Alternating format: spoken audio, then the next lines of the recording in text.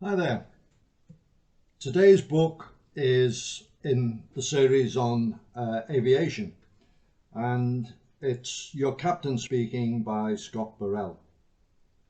Now, uh, Captain Birrell started flying when he was 14. He had a great interest in flying and started going to a local flying club in Scotland uh, and started paying for lessons and also doing odd jobs and getting as many lessons as he could that way, and amassed his flying hours until at age 17 he could start the process of gaining his private pilot's license, which he did. And he goes through um, the difficulties, the navigation training and so on to do that.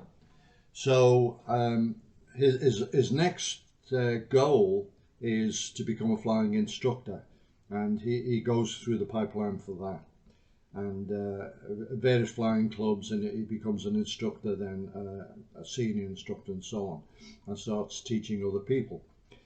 Then at some stage he decides, or he finds out, that there are opportunities in commercial aviation, which he hadn't really considered because he didn't have much of an educational background.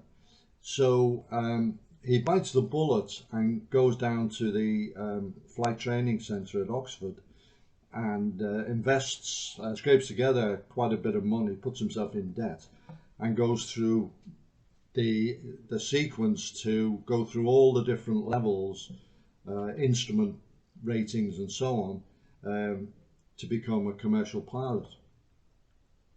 And he has a look at the opportunities available, and goes for Loganair, which is a Scottish regional airline, and he starts flying rather small passenger aircraft around the Orkneys, Hebrides and the Scottish mainland, and it's quite hair-raising.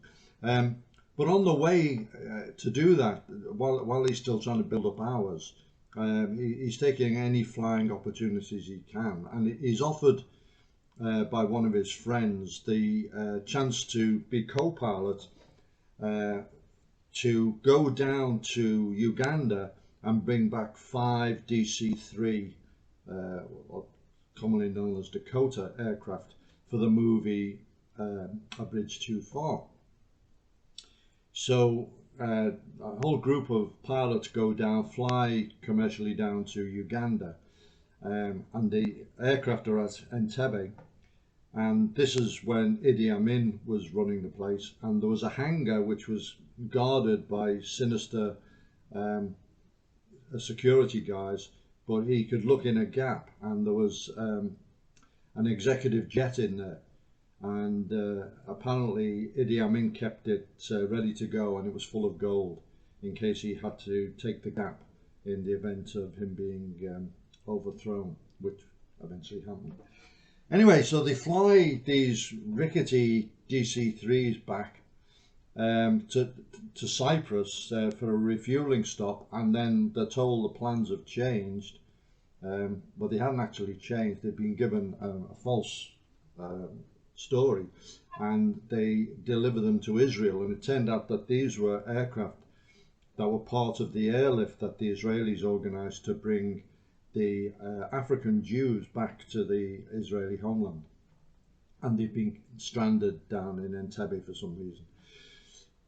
Anyway, so he's flying for Loganair, and he's enjoying that and so on, and then he gets the opportunity to go to the big boys, and he joins Britannia and starts flying jets, and he flies the Boeing 737.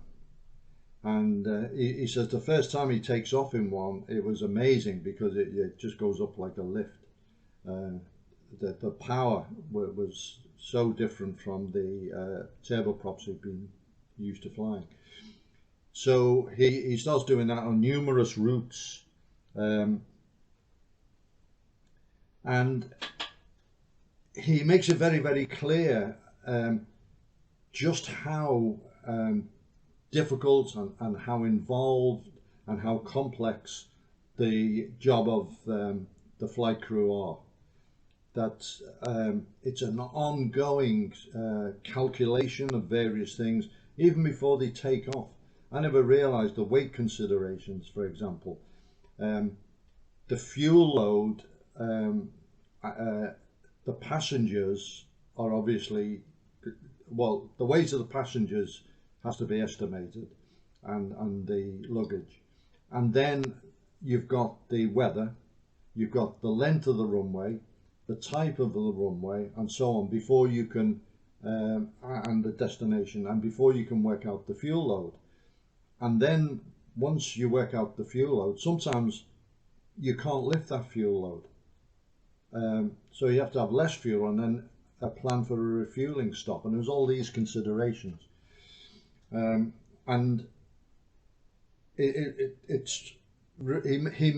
explains it very, very well. It's never too complex to understand, but he does draw a really good picture of that aspect. Another thing I never realized, that there's no such thing as a standard 737. You know, they've all got different numbers: 737, 200, 300, and so on. There's the Max has come out, but each airline has a custom model. For example, it can have its own fuel capacity, different size tanks. The cockpit layout can be completely different. So Britannia would order their 737s from Boeing over in Seattle, and they'd be custom tailored to what they want. But sometimes they would have other 737s they got from other sources, and they'd be different. So the flight crew had to adapt to a switch that on one model does one thing would do something different on another. And the flight instruments would be in different places. So I found that quite interesting. So Britannia then brought in the 767, and the 767 was a very interesting aircraft. I worked for Boeing on security at the Farnborough and the Paris air shows, and it was when the 767 had been introduced, and I remember hearing this thing, 2 engines across the Atlantic, people talking about it, but I didn't really pay any attention. And not long after I worked at Farnborough, Lofty and I flew to America, and as we're boarding the aircraft, we look out, and Lofty says, "We're not flying the Atlantic in that, are we?" And it looked like a 737. I called it the Boeing TARDIS because outside it looks, to me, it looks the same as a 737, but inside it's a multi-hull aircraft.